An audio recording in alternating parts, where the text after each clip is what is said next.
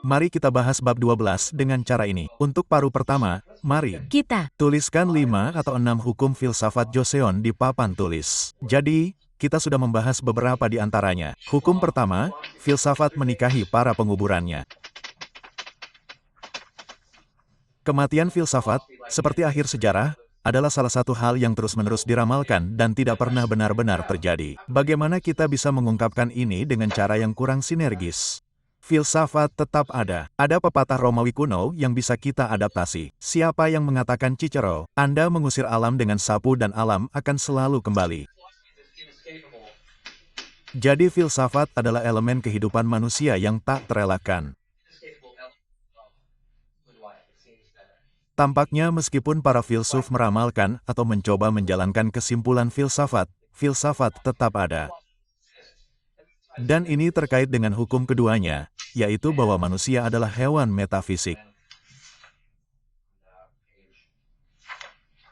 Ini ada di halaman 248. Artinya apa?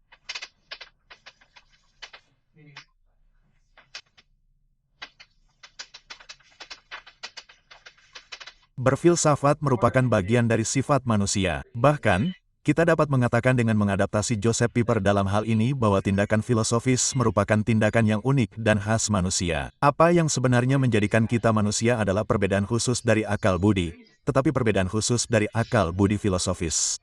Kemampuan kita dan dorongan kita yang tak terelakkan untuk melakukan filsafat, melakukan spekulasi filosofis, mencoba mencapai kesimpulan yang tampaknya tidak dapat dipisahkan dari sifat kita.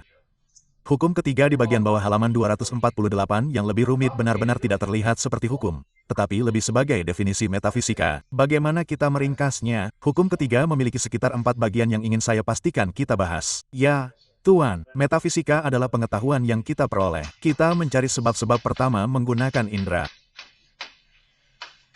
Pengetahuan melalui akal budi. Mungkin kita akan membahasnya di sini dalam bentuk yang disingkat. Oke, ini adalah sejenis pengetahuan atau pencarian pengetahuan melalui akal budi.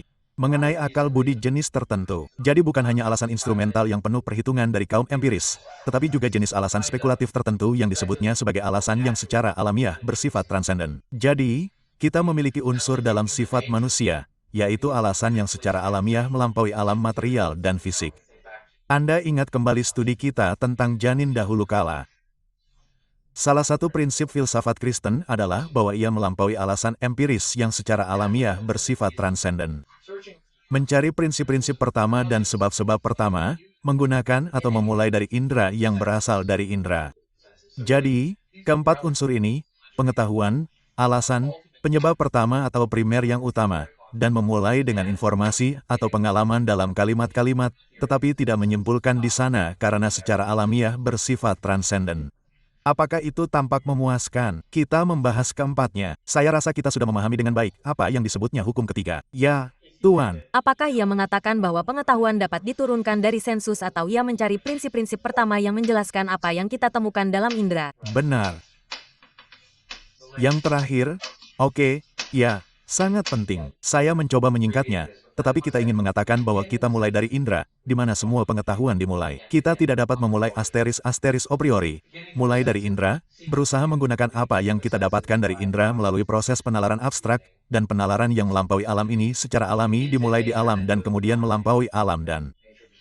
Itulah sifat dari transenden ini, penggunaan nalar yang transenden ini, untuk mencoba menemukan klausa pertama yang pada akhirnya menjelaskan dan menjelaskan apa yang diberikan dalam pengalaman indera.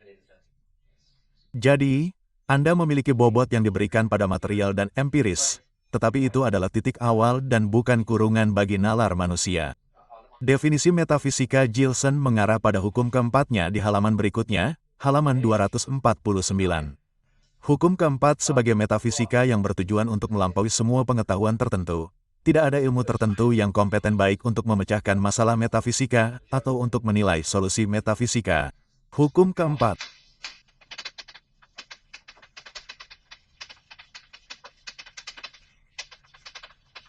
Ilmu-ilmu khusus, yang di sini kita pikirkan tentang sains modern, biologi, psikologi, dan sejenisnya, karena ilmu-ilmu tersebut berurusan dengan aspek-aspek parsial tertentu dari dunia, tidak akan mampu memecahkan masalah-masalah metafisika sendiri. Ilmu-ilmu tersebut juga tidak akan mampu menilai solusi filosofis untuk masalah-masalah yang sama ini. Apa yang sedang dilakukan Josan di sini?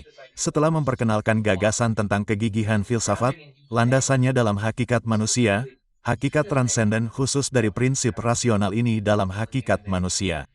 Ia sekarang menggunakannya untuk menunjukkan bahwa ilmu-ilmu yang tidak mampu melampaui yang masuk akal dan material tidak mampu benar-benar melakukan pekerjaan yang perlu dilakukan oleh metafisika.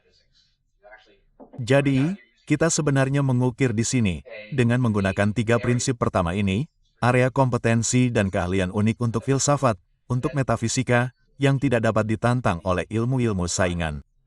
Faktanya, mereka tidak saling bersaing karena mereka beroperasi pada level yang berbeda. Oke, dengan otonomi dan integritas mereka sendiri, tetapi tidak melakukan pekerjaan yang coba dilakukan metafisika. Definisi metafisika Joelson. Kesimpulan kelima dan terakhir dari halaman 254. Semua kegagalan metafisika harus ditelusuri kembali pada fakta bahwa prinsip pertama pengetahuan manusia telah diabaikan atau disalahgunakan oleh para metafisikawan. Hukum kelima, alasan mengapa kita tidak memahami metafisika dengan benar bukanlah seperti yang disarankan Kant karena metafisika sebenarnya tidak mungkin dipahami dalam tradisi klasik.